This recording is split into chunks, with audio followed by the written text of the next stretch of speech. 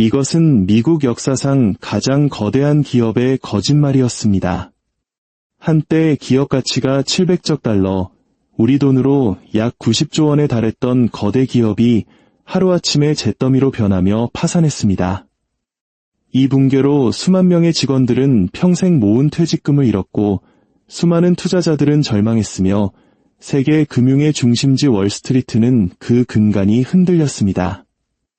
하지만 이 거대한 거짓의 성을 쌓아 올린 사람들, 즉 환상을 설계하고 대중을 속였던 경영진들은 수천억 원을 챙겨 유유히 사라졌습니다. 이것은 단순한 회계 부정이 아니었습니다. 돈과 권력이 어떻게 결탁하여 부의 환상을 만들어내고 그것을 대중에게 먹이로 던져준 뒤 현실이 무너져 내릴 때 어떻게 자신들만 빠져나가는지에 대한 완벽한 청사진이었습니다. 그 기업의 이름은 앨론입니다. 그리고 만약 이 이야기가 그저 과거의 역사일 뿐이라고 생각하신다면 당신은 틀렸습니다. 앨론 제국을 건설했던 그 속임수들은 오늘날의 금융 시스템에도 여전히 살아 숨쉬고 있기 때문입니다. 앨론이 어떻게 그토록 높이 솟아올랐고 또 어떻게 그토록 처참하게 무너졌는지 이해하기 위해 우리는 1980년대 중반으로 거슬러 올라가야 합니다. 1985년 케네스 레이라는 인물은 두 개의 가스 회사를 합병하여 앨론을 설립했습니다. 처음에는 그저 평범한 가스 파이프라인 회사처럼 보였습니다. 하지만 케네스 레이에게는 더 큰 비전, 아니 더 정확히 말해 거대한 야망이 있었습니다. 그는 앨론이 단순히 땅속에 파이프를 묻는 회사를 넘어 에너지를 주식이나 채권처럼 자유롭게 거래하는 금융강자가 되기를 원했습니다. 그리고 시기는 완벽했습니다. 1980년대 후반과 90년대는 규제 완화의 황금기였습니다. 미국 정부는 낡은 독점 체제를 허물고 시장을 경쟁에 개방하며 여러 산업의 빗장을 풀고 있었습니다. 에너지 산업도 예외는 아니었죠. 과거 정부의 엄격한 통제하에 있던 천연가스와 전기를 이제는 새로 만들어진 시장에서 자유롭게 사고팔 수 있게 된 것입니다. 앨론은 이 새로운 시대의 개척자를 자처했습니다. 1990년대에 이르러 앨론은 더 이상 가스를 운송만 하는 회사가 아니었습니다. 에너지 계약을 거래하고 파생상품을 만들어내며 과거에는 상상도 못했던 시장의 개념을 에너지 산업에 도입했습니다. 월스트리트는 열광했고 정치인들은 앨론을 혁신의 상징으로 칭송했으며 언론은 연일 그들의 성공 신화를 보도했습니다. 앨론의 명성은 하늘을 찔렀습니다. 유명 경제 잡지 포춘은 앨론을 미국에서 가장 혁신적인 기업으로 6년 연속 선정했습니다. 금융 분석가들은 그들의 천재성에 감탄했고 투자자들은 구름대처럼 몰려들어 주가는 끝없이 치솟았습니다. 전성기 앨론은 미국에서 7번째로 큰 대기업이었습니다. 그들은 더 이상 에너지 회사가 아니었습니다. 스스로를 미래 그 자체라고 팔았습니다. 에너지뿐만 아니라 광대역 인터넷망, 물, 심지어 날씨 파생 상품까지 상품화할 수 있는 것이라면 무엇이든 시장을 만들어 거래할 수 있다고 주장했습니다. 앨론은 90년대 닷컴 버블과 함께 시대의 아이콘이 되었습니다. 하지만 화려한 무대 뒤편에서 그 거대한 제국은 거짓말로 지어지고 있었습니다. 앨론의 진짜 천재성은 새로운 시장을 창조하는 능력이 아니었습니다. 그들의 진짜 천재성은 존재하지 않는 이익을 만들어내고 회사를 무너뜨릴 만큼의 막대한 빚을 감추고 월스트리트부터 워싱턴 정계까지 모든 사람들에게 자신들이 무적이라고 믿게 만드는 회계 조작 기술에 있었습니다. 그 핵심 속임수는 시가평가 회계라는 것이었습니다. 보통 기업은 상품을 팔거나 서비스를 제공해서 실제로 돈을 벌었을 때 수익을 기록합니다. 하지만 앨론은 기다리고 싶지 않았습니다. 시가평가 회계를 이용해 그들은 수십 년짜리 장기 계약을 체결하는 바로 그날 미래에 발생할 것으로 예상되는 모든 이익을 한꺼번에 현재의 수익으로 장부에 기록했습니다. 예를 들어 앞으로 20년간 500억 원의 이익을 낼 것으로 예상되는 발전소 건설 계약을 맺었다고 상상해 보십시오. 앨런은 그 500억 원을 마치 당장 현금으로 받은 것처럼 즉시 회사의 수익으로 잡아버렸습니다. 그 발전소가 실제로 지어지지 않을 수도 있고 비용이 폭등하거나 예상 수익이 터무니없을 수 있다는 사실은 중요하지 않았습니다. 서류상으로 앨런은 엄청난 돈을 버는 것처럼 보였지만 현실에서는 그저 장부를 조작하고 있었을 뿐입니다. 하지만 이것은 시작에 불과했습니다. 이 환상을 유지하기 위해 앨런은 실패한 투자와 사업들로 인해 눈덩이처럼 불어나는 막대한 부채를 숨겨야만 했습니다. 여기서 앤드루 페스토라는 최고제 무책임자가 등장합니다. 그는 특수목적법인 이라는 이름의 수백 개의 유령 회사를 설계한 건축가였습니다. 이 회사들은 서류상으로는 앨런과 무관한 독립적인 회사처럼 보였지만 실제로는 앨런이 완벽하게 통제하고 있었습니다. 그 목적은 단 하나, 앨런의 막대한 빚과 부실 자산을 본사 재무제표에서 떼어내 다른 곳에 몰래 숨겨두는 것이었습니다. 이를 통해 앨런의 재무 상태는 실제보다 훨씬 깨끗하고 건강해 보였습니다.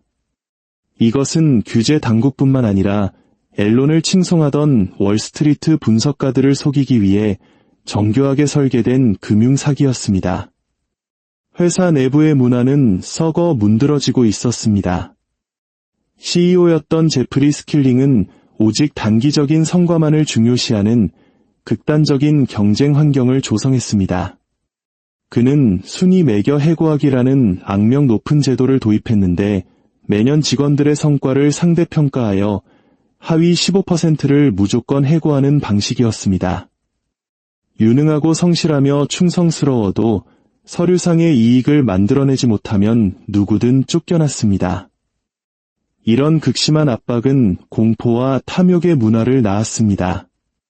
직원들은 살아남기 위해선 숫자를 부풀리고 실적을 과장하고 어떤 대가를 치르더라도 회사를 좋아 보이게 만들어야 한다는 것을 빠르게 깨달았습니다. 스킬링은 앨런이 실물 자산을 거의 소유하지 않는 자산 경량화 기업이라고 자랑했지만 그 이면에는 더 어두운 진실이 있었습니다. 앨런은 실체가 없는 오직 가치가 있다는 환상 위에 세워진 모래성이었던 것입니다.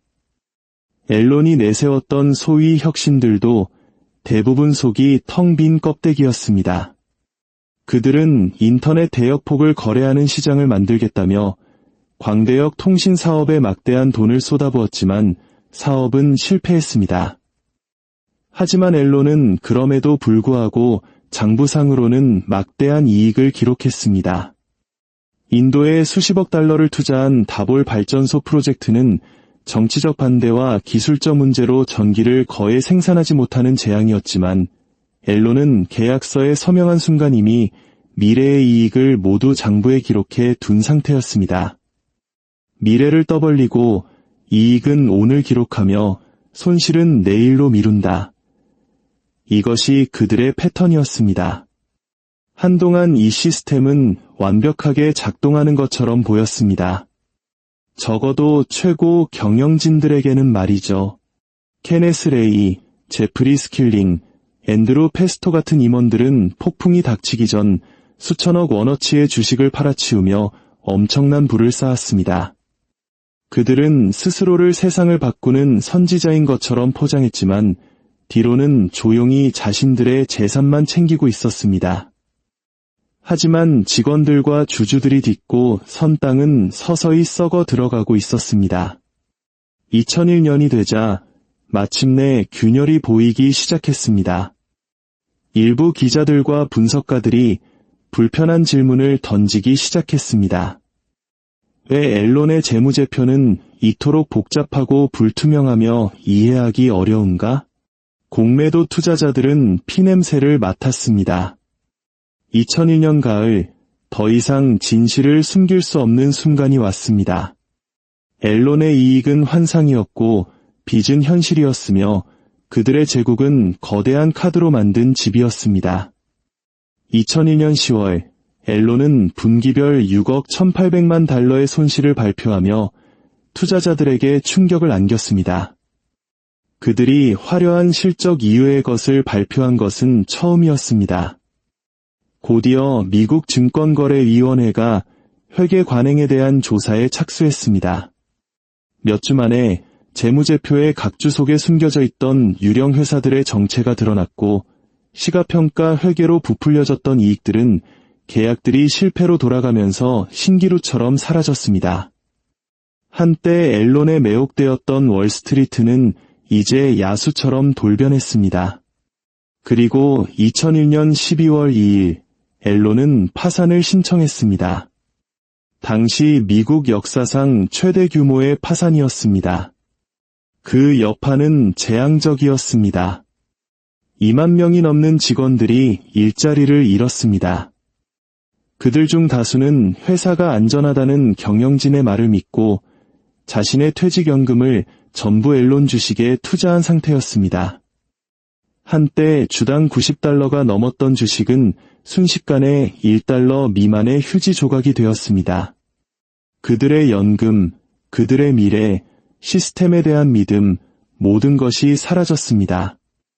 이 장면은 마치 1997년 우리가 겪었던 IMF 외환위기 당시 평생 직장이라 믿었던 대기업들이 하루아침에 무너지고 수많은 가장들이 거리로 내몰렸던 그 아픈 기억을 떠올리게 합니다. 평생을 회사에 헌신했던 이들, 안락한 노후를 꿈꾸던 은퇴자들, 이제 막 경력을 시작하던 젊은이들 모두가 단 며칠 만에 모든 것을 잃었습니다. 한편 이 사기극을 지휘했던 경영진들은 막대한 재산을 챙겨 빠져나갔습니다. 케네스 레이는 붕괴 직전까지 $3억 이상의 주식을 팔았고 제프리 스킬링은 $2억 이상을 현금화했습니다. 그들은 거짓말하고 조작하고 자신들의 배를 불렸으며 제국이 무너졌을 때 평범한 사람들에게 잿더미를 떠넘겼습니다. 물론 일부는 결국 처벌을 받았습니다. 하지만 피해는 이미 돌이킬 수 없었고 가장 큰 대가를 치른 것은 그들이 아니라 그들을 믿었던 직원들과 소액 투자자들이었습니다. 비극은 앨론에서 끝나지 않았습니다. 앨론의 회계감사를 맡아 떠나서 앤더슨은 세계 5대 회계법인 중 하나로 엄청난 명성을 자랑했지만 그들이 앨론의 분식 회계를 눈감아주고 관련 서류를 파쇄한 사실이 드러났습니다. 아서 앤더슨은 신뢰를 잃고 거의 하룻밤 사이에 공중분해되었고 또다시 수만 명이 일자리를 잃었습니다. 이 사건은 미국 회계 산업을 뒤흔들었고 2002년 사베인스 옥슬리 법이라는 강력한 기업 개혁 법안의 통과로 이어졌습니다. 이제 기업들은 재무제표의 정확성을 직접 인증해야 했고 경영진에게 개인적인 책임을 물을 수 있게 되었으며 회계 감사에 대한 감독도 강화되었습니다. 서류상으로는 완벽한 해결책처럼 보였습니다. 하지만 탐욕이 이끄는 시스템의 근본적인 동기는 바뀌지 않았습니다. 이 법은 2008년 금융위기를 막지 못했고 최근의 FTX 사태도 막지 못했습니다. 속임수가 돈이 되는 한 속임수는 계속될 것이기 때문입니다. 그렇다면 앨론의 이야기가 오늘날 우리에게 중요한 이유는 무엇일까요? 바로 그들의 사기 수법이 이름과 형태만 바꾼 채 계속해서 사용되고 있기 때문입니다. 2008년 월스트리트 은행들은 부실 주택담보대출을 복잡한 파생상품으로 포장하여 그 위험성을 숨겼습니다. 앨론과 똑같은 방식이었습니다. 거품이 터지자 대공황 이후 최악의 금융위기가 닥쳤습니다. 최근 우리는 한국의 테라루나 사태나 FTX 같은 거대 가상자산 제국의 붕괴를 목격했습니다. 수십조 원이 거짓말과 과대 광고, 내부자들의 사기 속에서 하룻밤 만에 사라졌습니다. 산업도 다르고 기술도 다르지만 핵심 수법은 동일합니다. 부의 환상을 제조하고 투자자를 끌어모으고 꼭대기에 있는 자들은 먼저 현금화한 뒤 대중에게 손실을 떠넘기는 것입니다. 그리고 이것은 결코 남의 이야기가 아닙니다. 당신의 퇴직연금, 당신의 예금, 당신이 믿고 투자한 우량 기업이나 유망한 신기술, 이 모든 것은 시스템이 현실보다 과대 광고에 보상할 때 취약해집니다. 앨런은 우리에게 가르칩니다. 재무제표의 숫자, 끝없이 오르는 주가, 매수를 외치는 분석가의 추천, 그 어떤 것도 안정성을 보장하지 않는다는 것을 말입니다. 그 이면에 무엇이 있는지 제대로 이해하지 못한다면 당신도 모르는 사이에 제2의 앨런 안에 살고 있을지도 모릅니다. 교훈은 단순하지만 불편합니다. 진정한 부는 환상이 아닙니다. 화면 속의 주가나 결코 실현되지 않을 미래의 수익 약속이 아닙니다. 진정한 부는 만질 수 있는 자산, 의지할 수 있는 기술, 어떠한 회계 속임수로도 지울 수 없는 독립성처럼 오래 지속되는 것입니다. 금융교육은 단순히 투자 방법을 배우는 것이 아닙니다. 금융 시스템이 우리에게 팔려고 하는 환상을 꿰뚫어 보는 법을 배우는 것입니다. 환상은 오직 그것을 만든 자들에게만 이익이 되기 때문입니다. 앨런의 제국은 화려하게 무너졌지만 그것은 예외적인 사건이 아니었습니다. 그것은 예고편이었습니다. 탐욕이 현실을 앞지를 때 시스템이 얼마나 취약해질 수 있는지를 보여준 섬광과도 같았습니다. 그리고 그 경고는 분명합니다. 돈과 권력이 어떻게 결탁하여 거품을 만드는지 이해하지 못하면 거품이 터질 때 당신에게는 아무것도 남지 않을 것입니다. 오늘의 이야기가 잠시나마 스스로를 돌아보고 새로운 관점을 얻는 계기가 되었다면 이 이야기를 당신이 아끼는 사람들과 공유하는 것이 함께 더 단단한 방패를 만드는 첫걸음이 될지도 모릅니다. 저희 채널을 구독하시면 역사 속에서 지혜를 얻는 이 여정을 계속 함께 하실 수 있습니다. 역사는 반복되지 않지만 분명한 교훈을 속삭여줍니다. 그리고 앨런은 시스템이 자신들을 보호해 줄 것이라 아직도 믿는 모든 이들에게 그 속삭임으로 경고하고 있습니다.